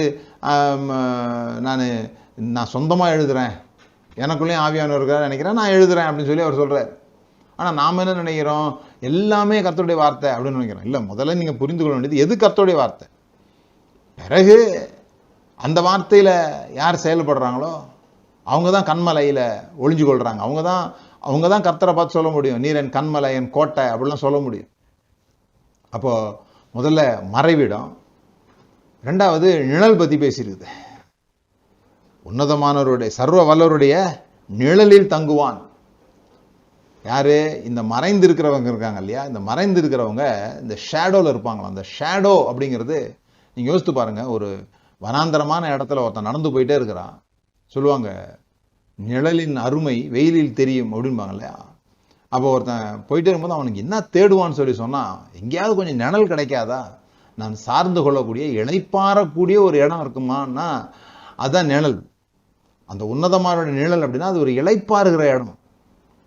ஓடி ஓடி களைச்சி போய் ஒருத்தன் விரட்டிட்டு வர்றான், இங்கே வந்து ஒரு மறைவிடம் கிடச்சி போச்சு. அந்த மறைவிடத்தில் வந்தால் அவனுக்கு என்ன தோணும், உட்காந்து கொஞ்சம் தண்ணியை குடிச்சு கொஞ்சம் இளைப்பாற தான் தோணும். அந்த இளைப்பாறுதலை பற்றி சொல்லியிருக்குது. இந்த இளைப்பாறுதல் எங்கே கிடைக்கும்னு நினைக்கிறாங்க மக்கள், எங்கே கிடைக்கும்னு நினைக்கிறாங்களாம், எகிப்தில் கிடைக்கும்னு நினைக்கிறாங்களாம். எகிப்தை சார்ந்து கொள்ளுகிறாங்க. இப்போ நமக்கு இங்கே வேலை கிடைக்கலன்னு நம்ம என்ன நினைக்கிறோம், வெளிநாட்டுக்கு போனால் கொஞ்சம் நல்லா சம்பாதிக்கலான்னு நினைக்கிறோம் இல்லையா. அப்படி சில பேர் ஒரு நம்பிக்கையை வளர்த்து கொள்வாங்க இல்லையா. அதுபோல் இந்த இஸ்ரவேல் ஜனங்க எப்பவும் அவங்களுக்கு ஒரு எண்ணம் இருந்துகிட்டே இருந்துருக்குது. எப்போ மோசே காலத்தில் மட்டும் இல்லை, மோசே காலத்தில் மட்டும் வனாந்தரத்தில் நடக்கும்போது மட்டும் நம்ம திரும்பி போனால் நாங்கள் எகிப்தில் இறைச்சி பாத்திரங்க அண்டையில் இருந்தோம், நாங்கள் அங்கே சுகமாக இருந்தோம், நீங்கள் எங்களை இப்படி வனாந்தரத்தில் கொண்டு வந்துட்ட அப்படின்னு மோசேட்ட சொன்னாங்களே. அப்போ மாத்திரம் இல்லை, ஏன்னா ஏசாயா புஸ்தகத்தில் நீங்கள் வாசிக்கலாம். ஏசாயா 30வது அதிகாரத்தில் வாசிக்கலாம். ஏசாயா 30 2வது வசனம் 3வது வசனம். என் வாக்கை கேளாமல் பார்வோனின் பலத்தினாலே பலக்கவும் எகிப்தின் நிழலிலே ஒதுங்கவும் வேண்டும் என்று எகிப்துக்கு போகிறவர்களாகிய முரட்டாட்டம் உள்ள புத்திரருக்கு ஐயோ என்று கர்த்தர் சொல்லுகிறார். எவ்வளோ நாள் ஆயிடுச்சு, இப்போவும் அவங்களுடைய இருதயம் எங்கே இருக்குதுன்னா, எகிப்துக்கு போனால் கொஞ்சம் நல்லா ஃபாரினில் நல்லா இருக்கலாம் போலுதே, இப்படி வந்து நம்ம யாருக்கும் அடிமையாகி கஷ்டப்பட்டுட்டு இருக்கிறோமே அப்படின்னு நினைக்கிறாங்களே தவிர, அவங்க எதை சார்ந்து கொள்ள பார்க்குறாங்க, எங்கே இளைப்பாறுதல் இருக்குன்னு நினைக்கிறாங்க, எந்த நிழலில் ஒதுங்க பார்க்குறாங்கன்னா, எகிப்து நிழலிலே ஒதுங்கவும் வேண்டும் என்று எகிப்துக்கு போகிறவர்களும் ஆகிய பார்வோனுடைய பலன் உங்களுக்கு வெட்கமாகவும் எகிப்தினுடைய நிழல் ஒதுக்கு உங்களுக்கு லட்சையாகவும் இருக்கும், உங்களுக்கு வெக்கத்தை கொண்டு வரும், அவமானத்தை கொண்டு வரும்னு சொல்கிறார். அந்த மாதிரி சார்ந்து கொள்ளும்போது, அதனால தான் தவறான நபர்களை சார்ந்து கொள்ளும்போது, தவறான காரியங்களில் நம்முடைய நம்பிக்கைகளை வைக்கும்போது அது நமக்கு வெக்கத்தை உண்டாக்கிறோம். அதை நம்ம புரிந்து கொள்ளணும். கர்த்தர் நம்முடைய நம்பிக்கையாக இருக்கும்போது, கர்த்தருடைய வார்த்தை நம்முடைய நம்பிக்கையாக இருக்கும்போது நமக்கு வெட்கம் உண்டாகாது, தைரியம் உண்டாகும், பலன் உண்டாகும். ஏதோ அது இந்த தினந்தோறும் பைபிள் வாசிக்கிறத பற்றி நான் பேசலைன்றதை மறுபடியும் சொல்கிறேன். பேதுருடைய நிழலில் இருந்தாலே சுகம் உண்டாகுது. அப்போ அந்த சர்வ வல்லருடைய நிழல் அப்படிங்கிறது அவரை சார்ந்திருக்குதல், அவரை நம்புதல். எகிப்தினுடைய நிழலை நம்பாதீங்கன்றார் ஆண்டவர். அதை போய் சார்ந்துக்காதீங்க, என்ன சார்ந்துருங்க, இந்த நிழலில் தங்கிருங்க, இந்த வயல்லையே நீ இரு அப்படின்னு சொன்னார் ரூத்துக்கிட்ட போவாஸ். இங்கேயே தரித்திரு, அது ரொம்ப முக்கியம். பைபிளில் எல்லா இடங்களையும் வரும், அதை தரித்திரு, இங்கேயே உறுதியாயிரு, அபாய்டு. அப்படி தான் கனி கொடுக்க முடியும். நீங்கள் நிலைத்திருந்தால் கனி கொடுப்பீர்கள். விடாப்பிடியாக ஒட்டிக்கிட்டு பிடிச்சிக்கிட்டு இருக்கிற விஷயங்களை பற்றி அங்கே பேசப்பட்டிருக்குது. எல்லாவற்றுக்கும் மேலாக எப்படி இதை தங்கிறது பிரதர், என்னது இது, உன்னதமானுடைய மறைவில் தங்கிறதுனா என்ன, அல்லது சர்வவல்லோட நிழலில் தங்கிறதுனா என்ன அப்படின்னு சொல்லி கேட்டிங்கன்னா, வேறு ஒன்றும் இல்லை, பெரிய ராக்கெட் சயின்ஸ்லாம் ஒன்றும் கிடையாது. எப்படி அதில் தங்கியிருக்க முடியும்னா, சில விஷயங்களை சொல்கிறதன் மூலமாக, சில விஷயங்களை அறிக்கை செய்வதன் மூலமாக. கிறிஸ்தவர்களுக்கு சில விஷயங்கள் ரொம்ப குறைவாக சொல்லிக் கொடுக்கப்பட்டிருக்கு, அதில் சில விஷயங்கள் சொல்லிக் கொடுக்கப்படவே இல்லை. தேவையான விஷயம், இந்த உலகத்தில் மிக முக்கியமாக வாழ்வதற்கு தேவையான சில விஷயங்களை சொல்லிக் கொடுக்கவே இல்லை. நான்லாம் சபைக்கு போயிருக்கும்போது நான் படித்து முடிச்சுட்டு வேலை கிடைக்காம போய் சபையில் உட்காரும்போது அங்கே வந்து என்ன சொல்லி கொடுப்பாங்கன்னு சொல்லி சொன்னால், பரலோகத்தில் எத்தனை வகையான வானம் இருக்குது, எங்கெங்கே யார் யாருக்கு என்னென்ன சீட்டு, எவ்வளோ முத்து இருக்குது, எவ்வளோ கொம்பு இருக்குது அப்படின்லாம் பேசிகிட்டு இருப்பாங்க. நமக்கு சம்மந்தமே இருக்காது. நான் யோசிப்பேன், எனக்கு வேலை கிடைக்குமா கிடைக்காதா, இவங்கன்னா அதை பற்றி ஒன்றுமே சொல்லலையே, ஏதோ வானம்ன்றாங்க கொம்புன்றாங்க அப்படின்னு யோசிச்சுட்டு இருப்பேன். அதுபோல் வாழ்வுக்கு தேவையான பல விஷயங்கள் சொல்லிக் கொடுக்கப்படல. அப்படி சொல்லிக் கொடுக்குறவங்கள கள்ளத்தீர்க்கதரிசி அப்படின்னு சொல்கிறதுக்கு நிறைய பேர் இருக்காங்க. அதில் மிக முக்கியமானது இந்த நாவை எப்படி பயன்படுத்தணும் அப்படின்னு சொல்லிக் கொடுக்கப்படவே இல்லை. ஏதோ 1-2 பேர் பேசுகிறாங்க, இந்த நாவை குறித்து பேசுகிறாங்க, வார்த்தைகளை குறித்து பேசுகிறாங்க. பெரும்பான்மையானவங்க அதை பற்றி பேசுறதில்லை. ஏன்னா அவங்க அங்கேருந்து பேசுகிறதே சரியில்லை.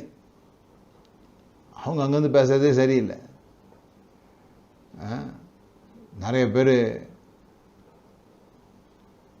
சர்ச்சுக்கு போகிறதே பயந்து போகிறாங்க.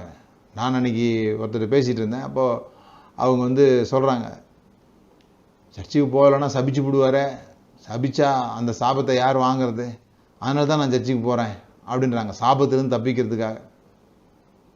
அதனால தான் நான் பேசியிருக்கிறேன். ஒரு 1-2 நாளில் நீங்கள் கேட்பீங்க, அல்லது என்னுடைய யூடியூப் நீங்கள் போய் பார்த்தீங்கன்னா தெரியும். பாஸ்டர் சாபம் பலிக்குமா அப்படின்னு பேசியிருக்கிறேன். பலிக்கவே பலிக்காது. யார் உங்களை சபிச்சாலும் பலிக்காது. பயப்பட வேண்டியதில்லை. ஏன்னா நீங்கள் வந்திருக்கிற நிழல் அப்படி, நீங்கள் வந்திருக்கிற இடம் அப்படி. யாருடைய சாபமும் உங்களை ஒன்றும் செய்யாது.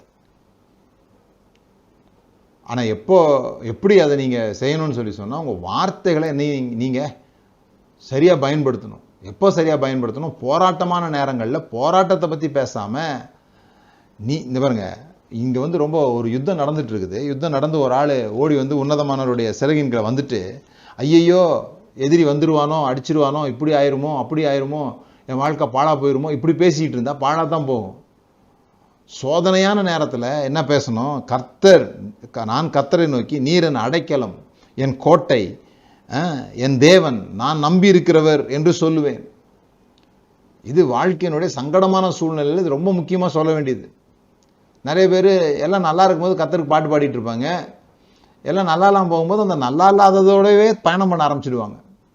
அது என்ன சொல்லுதோ அப்படி பேசுவாங்க. எதிர்நீச்சல் போடுறதுன்றது வாழ்க்கையை எதிர்த்து போராடுறது இல்லை. வாழ்க்கை உங்களுக்கு என்ன சொல்லுதோ அதற்கு எதிர்த்து பேசுவது. இல்லை இதை நான் ஒத்துக்க போகிறதில்லை. நான் என்ன சொல்ல போகிறேன்? கர்த்தர் என் கன்மலை, என் கோட்டை, என் அடைக்கலம், நான் நம்பி இருக்கிறவர், என் தேவன். இதெல்லாம் நான் வந்து வாயை திறந்து சொல்லும்போது நான் என்ன பேசுகிறேனோ அதில் வல்லமை இருக்குது. நான் என்ன பேசுகிறேனோ அது எனக்கு மறைவாக மாறுகிறது. நான் என்னை எக்ஸ்போஸ் பண்ணுறதும் என்னுடைய வார்த்தையில் தான் எக்ஸ்போஸ் பண்ணுறேன்.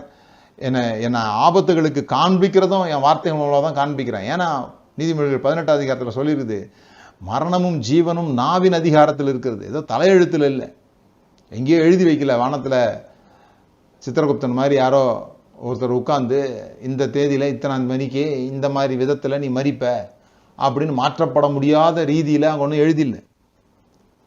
உங்கள் வாழ்நாள் எங்கே இருக்குதுன்னு சொல்லி சொன்னால் உங்களுடைய வாயில் இருக்குது, நீங்கள் பேசுறதுல இருக்குது. ஏன் நான் இப்போ சாபத்தை பற்றி சொன்னேன்? ஏன்னா அங்கே எழுதியிருக்குது, நீங்கள் ஆசீர்வாதத்தை சுதந்திரிக்கும்படியாக அழைக்கப்பட்டவர்களிருந்து ஆசீர்வதிப்பதை அன்றி வேற செய்யாதீங்க, ஆசீர்வதிங்க. ஏன்னா நல்ல நாட்களை விரும்புகிறவன் தன் உதடுகளை காத்து. யார் நல்ல நாட்களை விரும்புகிறாங்களோ, ஜீவனை விரும்புகிறாங்களோ, அவங்க உதடுகளை காப்பாங்க. இந்த வார்த்தையின் மூலமாக வாழ்நாளை நீட்டித்து கொள்ள முடியும். சில பேர்லாம் பார்த்துருக்கீங்களா, வயதானவர்கள் அவங்களுடைய வியாதி நேரத்தில் படுத்திருப்பாங்க, கடைசி மூச்சு இழுத்துக்கிட்டு இருக்கோம். 2-3 நாள்லாம் வச்சு அந்த மூச்சை வந்து இழுத்து வச்சுட்டு இருப்பாங்க. ஏன்னா யாரோ அவங்களுக்கு ரொம்ப விருப்பமான பேரனோ பேத்தியோ மகனோ மகளோ யாரோ தூரத்தில் இருப்பாங்க. அவங்க வர்ற வரைக்கும் அவங்க உயிரோடு இருப்பாங்க. தங்கள் வாழ்நாளை நீட்டித்து வச்சுக்கொள்ளுவாங்க. அவர் வந்தவொடனே பார்த்த திருப்தியில் ஜீவனை விட்டுருவாங்க. பவுல் ஒவ்வொரு முறையும் சொல்லுவார், எனக்கு என்ன நடக்குமோ எனக்கு தெரியாது, ஆனால் நீ ஒரு அறையை ஆயத்தம் பண்ணி வை, நான் வந்தால் இப்படி சந்திக்க போகிறேன் உன்னை அப்படிலாம் சொல்லுவார். அப்பெல்லாம் ஒவ்வொரு முறையும் அவர் ஜெயிலிருந்து ரிலீஸ் ஆகிட்டே இருக்கிறார். கடைசியில் சொன்னார், நல்ல போராட்டத்தை போராடினேன், ஓட்டத்தை முடித்தேன். அவரே முடிச்சுக்கிட்டார். அப்போ உங்களுடைய வார்த்தைக்கு எவ்வளோ வல்லமை இருக்கு பாருங்க. அப்போ போராட்டமான சமயத்தில் என்ன சொல்லணுன்றது ரொம்ப முக்கியம். சில பேர் சொல்லுவாங்க, நான் என்னைக்கு ஜெபம் பண்ணுறோம் அன்னைக்கு தான் பிரதர் சோதனை அதிகமாக வருது, அன்னைக்கு தான் பிரச்சனை அதிகமாக வருது அப்படின்னு சொல்லிட்டு. நான் என்ன சொல்கிறேன்னு சொன்னால், அன்னைக்கு சோதனை வரப்போகுதுன்னு முதல்ல உங்களுக்கு ஏதோ ஒரு இன்ட்யூஷனில் நீங்கள் ரொம்ப நேரம் ஜெபம் பண்ணியிருக்கீங்க, இல்லைன்னா இது தாங்கியிருக்கவே முடியாது.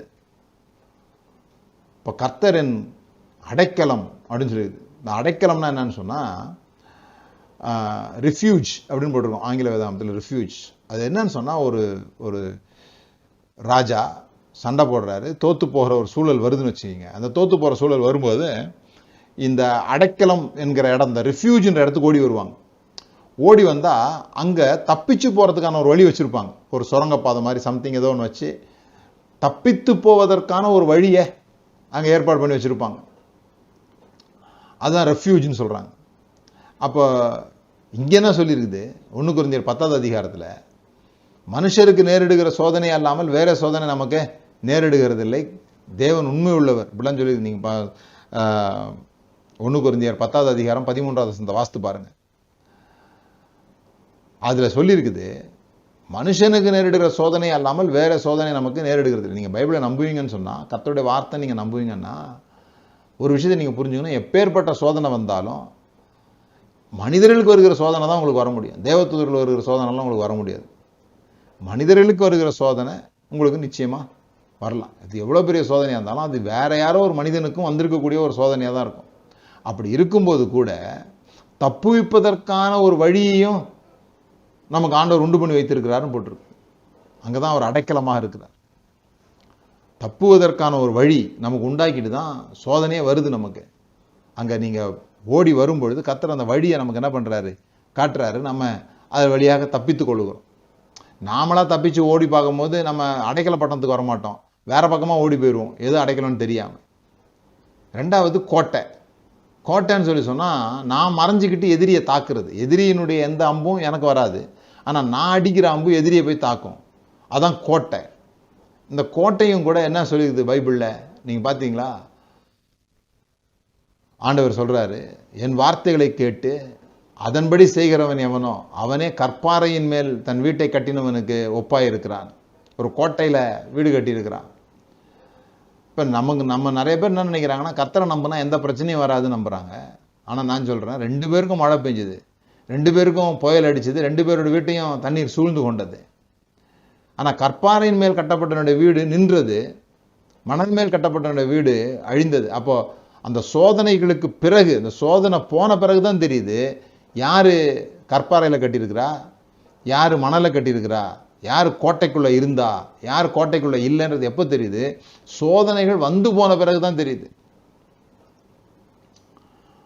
அப்போ இந்த சோதனையை ஜெயிக்கணும்னு சொல்லி சொன்னால், இயேசு சொல்ற, என் வார்த்தைகளை கேட்டு அதன்படி செய்கிறவன் எவனோ. மறுபடியும் சொல்கிறேன், பைபிளை கேட்டு இல்லை. நீங்கள் அந்த பிரசங்கங்கள், இப்போ இருக்கிற அந்த சபை பிரசங்கங்களெல்லாம் யோசிக்காதீங்க. கர்த்தருடைய வார்த்தை என்ன, அந்த கர்த்தருடைய வார்த்தையில் உறுதியாக இருக்கும் பொழுது, கர்த்தருடைய வார்த்தையை நான் சரியான விதத்தில் அண்டர்ஸ்டாண்ட் பண்ணி, இது கர்த்தருடைய வார்த்தை என்பதை அறிந்து அதில் உறுதியாக இருக்கும் பொழுது, எப்பேற்பட்ட சோதனைகள் வந்தாலும் அந்த சோதனைகளில் அவங்க தோற்று போகிறதில்ல, அவங்க அழிஞ்சு போகிறதில்ல. புயல்லாம் சந்திப்பாங்க, எல்லாரை போலவே புயல் சந்திக்கிறாங்க, எல்லாரை போல மழையை சந்திக்கிறாங்க, எல்லாரை போலையும் தண்ணி சூழ்ந்து கொள்ளுது. ஆனால் அது போன பிறகு, அது இல்லாமல் போன பிறகு தான் பார்த்தா ரிசல்ட் வேற மாதிரி தெரியுது. 2 ரிசல்ட் இருக்குது, ஒன்று நிலைத்திருக்கிற ரிசல்ட், ஒன்று அழிந்து போகிற ரிசல்ட். 2 ரிசல்ட் இருக்குது. ஸோ இதுதான் கர்த்தர் என் கண்மலையாக இருக்கிறார், நான் நம்பி இருக்கிறவர், என் தேவன் என்று சொல்லுவேன். தான் ரொம்ப முக்கியம். சொல்லுவேன், சும்மா இதே திரும்பி திரும்பி சொல்லிடக்கூடாது. நீ அடைக்கலாம் என் கோட்டை, நீ அடைக்கலாம் என் கோட்டை, என் தேவன், நான் நம்பி இருக்கிறவர், இதையே சொல்லி இருக்கிறத பற்றி பேசலை. அதை எக்ஸ்பேண்ட் பண்ணி பாருங்கன்னு சொல்கிறேன். அது எப்படி அவர் அடைக்கலமாக இருக்கிறார், எப்படி தப்புவிப்பதற்கான வழியை அவர் உண்டு பண்ணுகிறார், எப்படிப்பட்ட சூழல்களில் அவர் கோட்டையாக நமக்கு விளங்குகிறார், கேடகமாக விளங்குகிறார். இதெல்லாம் பல இடங்களில் சங்கீதம் 18லலாம் நீங்கள் பார்த்தீங்கன்னா தாவீது திரும்ப அதே தான் சொல்கிறார். சங்கீதம் 18 பாருங்க, என் பலனாகிய கர்த்தாவே உம்மில் அன்பு கூறுவேன், கர்த்தர் என் கன்மலையும் என் கோட்டையும் என் இரட்சகரும் என் தேவனும் நான் நம்பியிருக்கிற என் துருகமும் என் கேடகமும் என் இரட்சண்ய கொம்பும் என் உயர்ந்த அடைக்கலமுமாய் இருக்கிறார். இப்படி கர்த்தர் உங்களுக்காக என்னவா இருக்கிறாரோ, என்ன செய்கிறாரோ இல்லை, ரெண்டுக்கும் வித்தியாசம் இருக்கு. கர்த்தர் நமக்காக என்னெல்லாம் செய்கிறார்னு சொல்லுகிற விஷயம் வேற. கர்த்தர் எனக்கு என்னவாக இருக்கிறார், எப்படி என் ஜீவன் கர்த்தரோடு கூட மறைந்திருக்கிறது, எப்படி நான் வெளியே வேலை செய்து கர்த்தருக்கு எதுவும் செய்ய வேண்டியதில்லை, கர்த்தரோடு கூட கர்த்தரே என் ஜீவனாயிருக்கிற கிறிஸ்து, அது எப்படி மாறிச்சு, எப்படி நாங்கள் அவ்வளோ நெருக்கமாக மாறணும், என்ன நடந்துச்சு, ஒரு நேரத்தில் தூரமாக இருந்த நான் எப்படி தேவனுக்கு சமீபமான, எப்படி என் ஜீவன் உள்ள போய் மறைஞ்சது, இதெல்லாம் சொல்லணும். இதெல்லாம் சொல்ல சொல்ல என்னுடைய ஐடென்டிட்டி என்ன, நான் எங்கே இருக்கிறேன், நான் எந்த மறைவுக்குள்ளாக இருக்கிறேன், யார் என்னுடைய கண்மலையாக இருக்கிறது, யார் என்னுடைய கோட்டையாக இருக்கிறது, யார் என்னுடைய பாதுகாப்பாக இருக்கிறது, யாரை மீறினா என்னை சோதனைகள் தாக்க முடியும். அப்படி தாக்கும்போது கூட அது ஏதோ யாருக்கோ வருகிற சோதனை இல்லை, மனிதர்களுக்கு வரக்கூடிய சோதனைகளில் ஒன்று தான் எனக்கு வருகிறது. அந்த வசனத்தை வாசித்து நான் முடிக்க விரும்புகிறேன். 1 கொரிந்தியர் 10வது அதிகாரம் 13வது வசனம். மனுஷருக்கு நேரிடுகிற சோதனை அல்லாமல் வேறே சோதனை உங்களுக்கு நேரிடவில்லை, தேவன் உண்மையுள்ளவராய் இருக்கிறார். எங்க போட்டிருக்காங்க பாருங்க, தேவன் உண்மையுள்ளவராய் இருக்கிறார். உங்கள் திராணிக்கு மேலாக நீங்கள் சோதிக்கப்படுவதற்கு அவர் இடம் கொடாமல் சோதனையை தாங்கத்தக்கதாக சோதனையோடு கூட அதற்கு தப்பிக்கொள்ளும்படியான போக்கையும் உண்டாக்குவார். ரொம்ப முக்கியம். தப்பிக்கொள்வதற்கான போக்கை அவர் உண்டாக்குறார் இல்லையா, அதான் ரெஃப்யூஜ். நான் தப்பிக்கொள்வதற்கான போக்கு எனக்கு உண்டாக்குறவர் அவர் தான். நான் நின்று எதிர்த்து சண்டை போடக்கூடிய ரீதியில் என் கண்மலையாக என் கோட்டையாக நாம் இங்கே நான் ஏற்கனவே சொன்னது போல் சண்டை போடுறதும் இல்லை, அதே சமயத்தில் ஓடி போகிறதும் இல்லை. பழைய ஏற்பாட்டில் நீங்கள் பார்த்தீங்கன்னா மோசே கொலை பண்ணிடுறாரு, அவர் தப்பித்து ஓடுகிறார். ஓடி தான் அவங்க போய் எத்ரோவிட்ட போய் சேர்றாரு. தாவீது சவுலுக்கு தப்பி ஓடுறார், குகையாக போய் தங்குகிறார், அங்கெல்லாம் இந்த பாடல்களெல்லாம் பாடுறார், சவுலுக்கு தப்பி ஓடுறார். எலியா ஒரு அம்மா கொன்னுருவன்னு சொன்னோடனே அவர் தப்பிச்சு ஓடுறார். எலிசா கதையும் அப்படிதான். இவங்கெல்லாம் ஓடி போனாங்க. ஆனால் நாம சர்வாயுத வர்க்கத்தை தரித்தவர்களாய் நிற்கிறோம். இதுதான் நியூ கவர்னன்ட்ல. நம்ம ஓடுறதும் இல்லை, சண்டை போடுறதும் இல்லை, நிற்கிறோம், ஸ்டாண்ட் பண்ணுறோம், அபாய்டு பண்ணுறோம், அங்கேயே தரித்து இருக்கிறோம். நீ என்ன நகர்த்தினாலும் நீ என்னை நகர்த்த முடியாது, என்னோட நம்பிக்கையை நீங்கள் மாற்றிட முடியாது. கர்த்தர் என் கோட்டைன்றதில் எனக்கு எந்த சந்தேகமும் இல்லை. அதையே நான் சொல்லுவேன். கர்த்தர் என் கோட்டை, கர்த்தர் என் பலன், நான் நம்பி இருக்கிற துருகம், இதெல்லாம் சொல்ல சொல்ல சொல்ல நான் என்ன நடக்குதுன்னு சொல்லி சொன்னால், அந்த உன்னதமானவருடைய மறைவில் நான் வர்றேன்.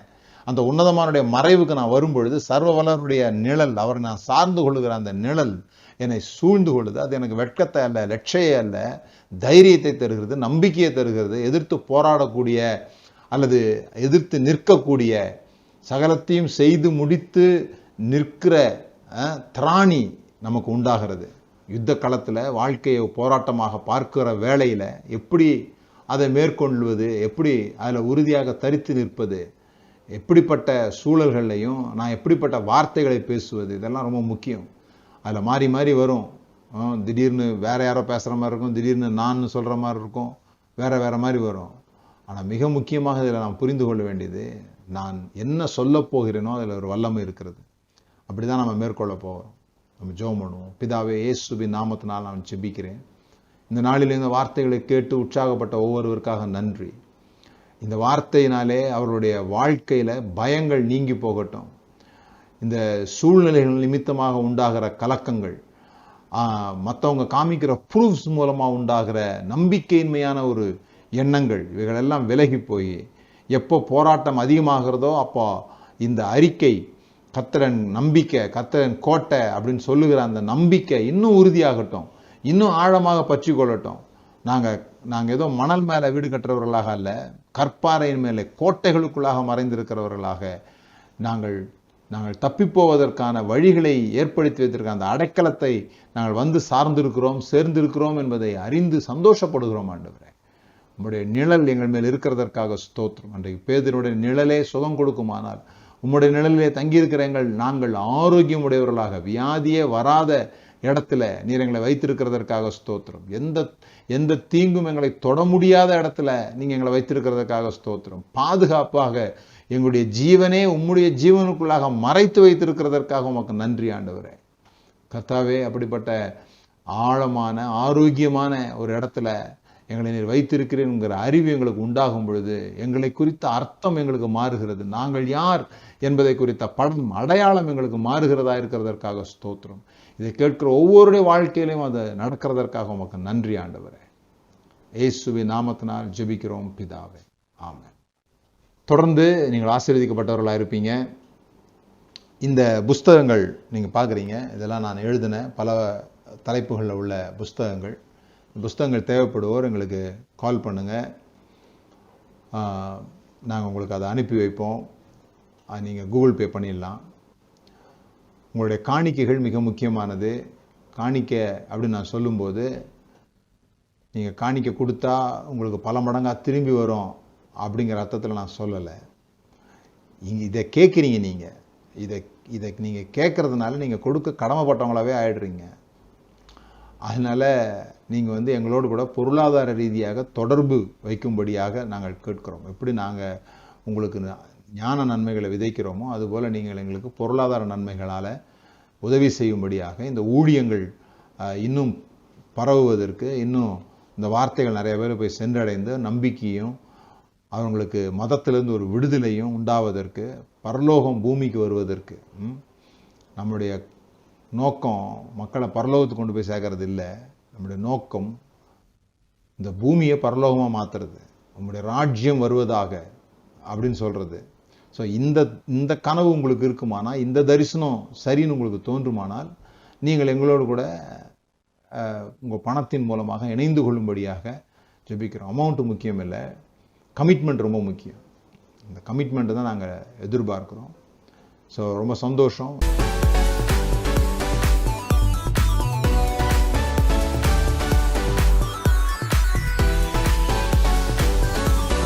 நாம பிரமாணம் இல்லாதவர்களும் இல்லை, நியாய பிரமாணத்துக்கு கீழாகவும் இல்லை. We are under the law of Christ. ஒரு கடவுள் அன்பானவராகவும் கோபமானவராகவும் என்ன பண்ண முடியாது, இருக்க முடியாது.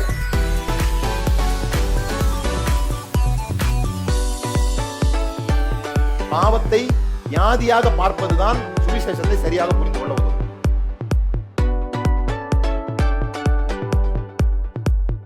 இந்த சிந்திக்க தூண்டுறதுனாலதான் பரிசேயர்களுக்கு அவர் மேல அவ்வளவு கோபம் வந்துச்சு.